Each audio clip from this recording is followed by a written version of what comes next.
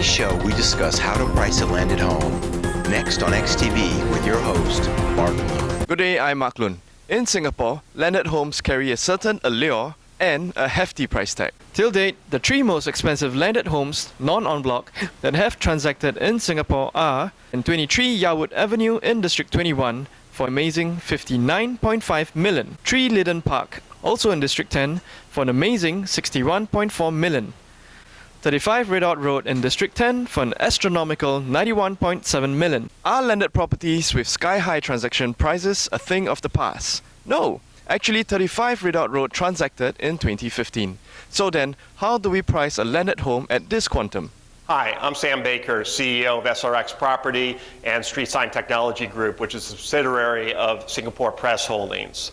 Today I want to show you how to price a landed home. Some people feel that it's more complicated to price a landed home as opposed to a condo, but there are just more variables. The process itself is rather straightforward in both cases. So what I'll do now is I'll show you the 4 steps to pricing a landed property. As I said, there are 4 steps for coming up for the X listing price for a landed home. The first step is to calculate the X value. Next, you calculate X value plus, then X valuation price, and finally, the X listing price. The first step is for the computer to calculate the comparable market analysis. This is the primary way that we price property, and what it does is it compares similar properties to the one that you want to price based on property type, location, land tenure, the type of area, strata versus land, for example, the TOP year, meaning when can people actually live in it, land area, PSF or price per square foot, the relevant SRX price index, and finally we'll do this using best practices, methodologies, and hedonic regression. The second step in pricing your landed home is to get professional input from your real estate agent. In the first stage, as you saw, it was all fact-based and it was done using information that the computer or public information that the computer brought in.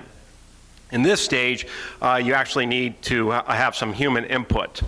So what the real estate agent can help you do is understand when was the last renovation, how much was it, also identify, which is fairly easy to do of course, the number of stories of the home, the type of terrace house if that's applicable. The real estate agent can also help you make a determination whether you are looking at a home in what's called a uniform neighborhood where all the homes are the same, or whether the neighborhood is very eclectic and has many different types of landed homes. And also you can evaluate whether you have additional street parking. So now that we have all this information inputted into SRX Analyzer, your real estate agent can quickly calculate the X value plus. The third stage in pricing our property is to get valuer input. The valuer can help you make adjustments in several factors that require a professional or licensed judgment. These factors include special features to the home, the land contour, the land shape and configuration, ANA, which stands for additions and alterations, orientation, the conduciveness of the environment, the view. There's a number of things that the valuer will take into account, but he'll follow a similar methodology to what we just did with the X value plus and X value. He'll take this information, he'll crunch it into what we call a field value application, and then he will compute what we call the X valuation price.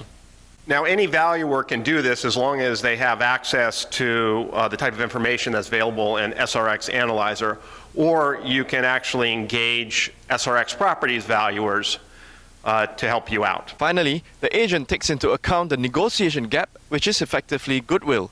Goodwill arises when a buyer acquires an existing business but pays more than the fair market value. In other words, goodwill amounts to the excess of the SRX valuation price. Goodwill can either be 0 or positive. The seller should expect the buyer to try to negotiate goodwill down.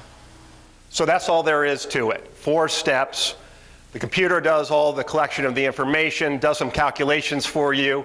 You get some input from your real estate agent and a valuer, and there you have it. You have the X listing price. Oh, but there is one more step I forgot to mention, and that is you have to find a buyer and then negotiate the right price that they're willing to pay to move into your home.